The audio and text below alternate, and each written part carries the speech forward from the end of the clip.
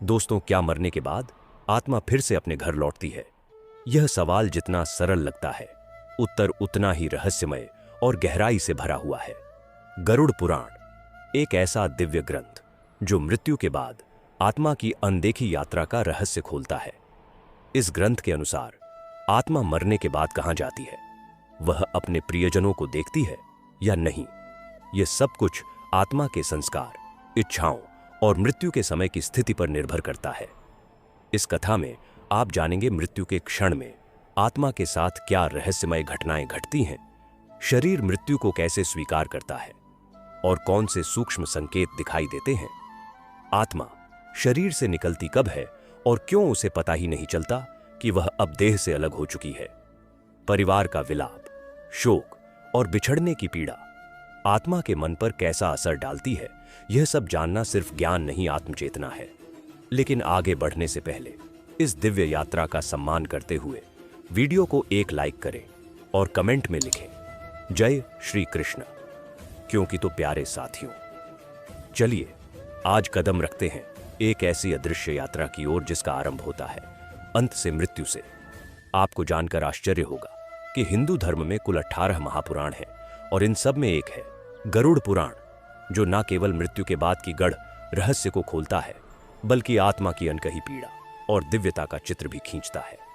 इस ग्रंथ में 19,000 श्लोकों के माध्यम से भगवान विष्णु ने गरुड़ को वह ज्ञान प्रदान किया जो मृत्यु के समय और उसके बाद आत्मा के अनुभवों को उजागर करता है।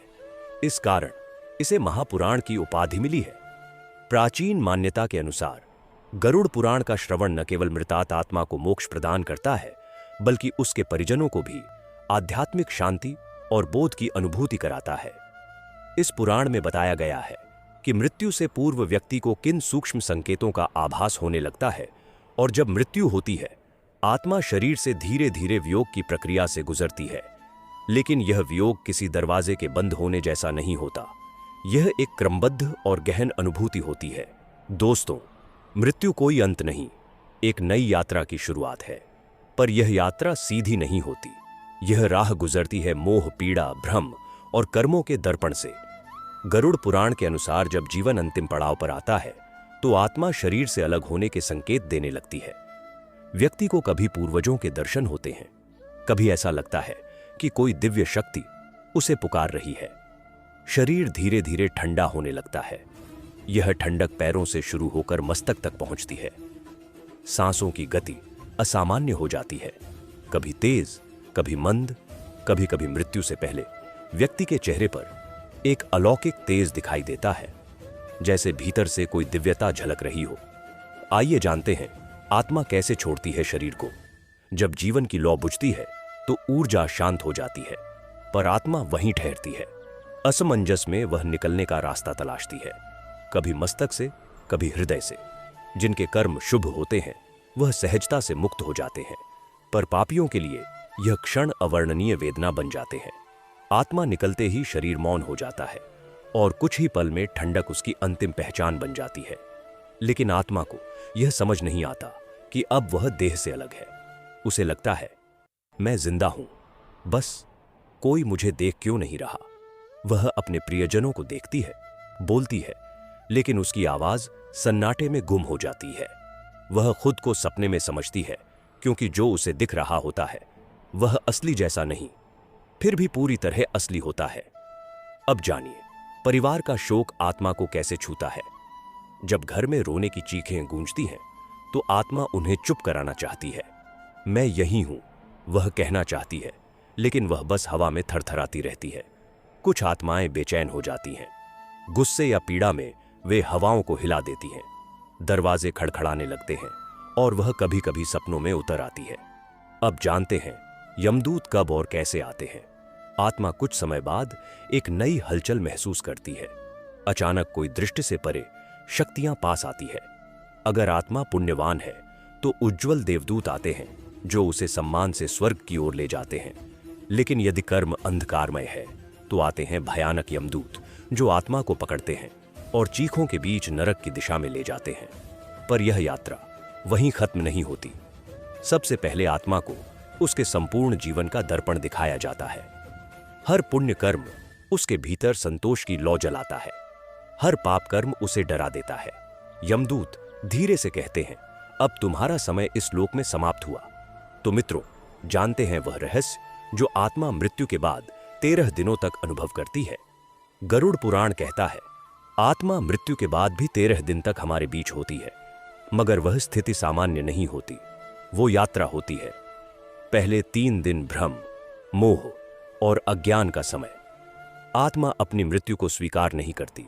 वह घर में ही भटकती है, अपने परिवार से बात करना चाहती है, मगर उसकी आवाज कोई सुन नहीं सकता। अगर मृत्यु दुखद या हिंसक रही हो तो आत्मा बेचैनी, दर्द और उलझन में घिर जाती है। चौथे से 10वें दिन तक धीरे धीरे आत्मा को सच्चाई समझाती है। वह महसूस करती है, मैं अब इस शरीर का हिस्सा नहीं हूं। अगर परिवार ने धर्म के अनुसार क्रियाएं की हो तो आत्मा को थोड़ी राहत मिलती है, पर जिनकी इच्छाएं अधूरी होती हैं, उनकी आत्मा बेचैन, अस्थिर और भटकी रहती है। 11वें से 13वें दिन तक अब आत्मा के लिए अलविदा का समय आता है। पिंडदान और श्राद्ध उसके अगले लोक का द्वार खोलते हैं। जिसने जीवन में धर्म और पुण्य कमाया, उसे देवदूत स्वर्ग ले जाते हैं, और जिसने पापों का बोझ उठाया, वह यमदूतों संग नरक की ओर चला जाता है। अब जानते हैं आत्मा कैसे देती है संकेत। जब कोई आत्मा मोह में अटक जाती है तो वह कुछ रहस्यमयी इशारे छोड़ती है। सपनों में आना, घर में अज्ञात सुगंध फैलना, लाइट्स का अपने आप जलना बुझना, अचानक ठंडी हवा का बहना, यह सब उस आत्मा की मौन पुकार हो सकती है। गरुड़ पुराण बताता है, मृत्यु के बाद आत्मा शरीर छोड़ देती है, पर चेतना बनी रहती है। वह देख सकती है, सुन सकती है, पर कह नहीं सकती, छू नहीं सकती। यह यात्रा रहस्यमय है। तो मित्रों, आइए इसके बारे में विस्तार से जानते। क्या आत्मा मरने के बाद भी अपने प्रियजनों के पास रहती है? क्या वह देखती है कि उसके जाने के बाद उसके घर में क्या हो रहा है? गरुड़ पुराण, जो भगवान विष्णु का वचन है, इस रहस्य से पर्दा उठाता है। गरुड़ पुराण कहता है, शरीर 3 स्तरों से बना होता है। स्थूल शरीर जो मृत्यु के बाद नष्ट हो जाता है, सूक्ष्म शरीर जिसमें मन, बुद्धि और अहंकार होते हैं, कारण शरीर जो आत्मा की मूल चेतना है। मृत्यु के समय आत्मा स्थूल शरीर को त्याग देती है, पर सूक्ष्म शरीर के साथ जीवित अनुभव करती रहती है। इसीलिए आत्मा देख सकती है, सुन सकती है, लेकिन बोल नहीं सकती, क्योंकि उसके पास अब वह शारीरिक यंत्र नहीं है जिनसे ध्वनि निकलती थी। लेकिन जब भावना गहरी होती है तो आत्मा बिना बोले भी अपनी बात कह जाती है। कभी वह सपनों में आती है, कभी कोई सुगंध महसूस होती है, तो कभी बिजली के उपकरण अपने आप बंद या चालू हो जाते हैं, या आत्मा के मौन संकेत होते हैं। मोक्ष प्राप्त आत्मा वो परमात्मा में विलीन हो जाती है। ऐसी आत्मा वापस नहीं लौटती। स्वर्ग या नरक में गई आत्मा अपने कर्मों का फल भोगती है। वह पृथ्वी के कार्यों में हस्तक्षेप नहीं कर सकती। भटकी हुई आत्मा जो अधूरी इच्छाओं या गहरे मोह के कारण इस लोक में अटकी रहती है, वह कभी कभी परिवार को संकेत देती है या सहायता करने का प्रयास करती है। गरुड़ पुराण कहता है, पूर्वजों की आत्माएं पितरलोक में वास करती हैं। जब वंशज श्राद्ध और तर्पण करते हैं तो वे आत्माएं आशीर्वाद देती हैं। मित्रों, यदि घर पर संकट आने वाला हो तो पितरों की आत्माएं अक्सर हमें संकेत देती हैं, कभी स्वप्न में, कभी मन की गहराई में। यदि किसी दिवंगत आत्मा का बार बार स्वप्न में आना हो तो समझिए वह कुछ कहना चाहती है। गरुड़ पुराण कहता है, यह सपने संदेश होते हैं, संयोग नहीं। कई लोग बताते हैं कि अचानक किसी अनहोनी से बच गए, या उन्हें लगा कि कोई अदृश्य शक्ति उनके साथ थी। यह शक्ति अक्सर हमारे पूर्वजों की आत्मा होती है, जो हमें संकट से बचा रही होती है। जब परिवार में श्राद्ध, पिंडदान या धार्मिक पाठ होते हैं तो आत्माएं प्रसन्न होती हैं और उस घर में सकारात्मक ऊर्जा फैलती है।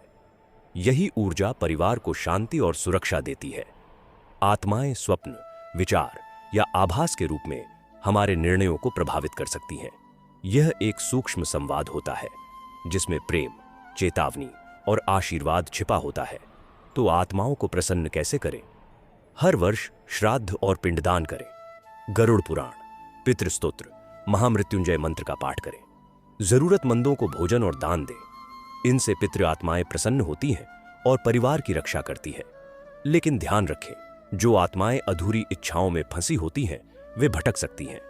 ऐसी आत्माएं कभी मददगार, कभी बाधक बन जाती हैं। उन्हें शांति देने के लिए विशेष पूजा, दान, मंत्र जाप जरूरी है।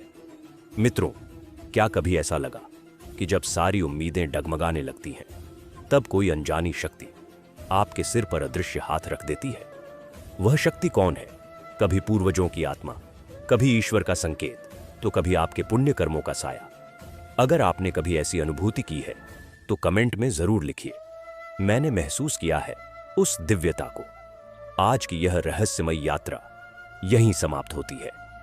यदि इस वीडियो ने आपकी आत्मा को स्पर्श किया हो तो इसे सिर्फ शेयर कीजिए, एक श्रद्धा के रूप में आगे बढ़ाइए। और हां, यदि आप चाहते हैं कि ऐसे ही दिव्य सत्य आपके जीवन का मार्गदर्शन करे, तो हमारे चैनल को, पवित्र मार्ग को सब्सक्राइब कर लीजिए। मिलते हैं अगली ऐसी ही वीडियो में। आप अपना ख्याल रखिए। धन्यवाद।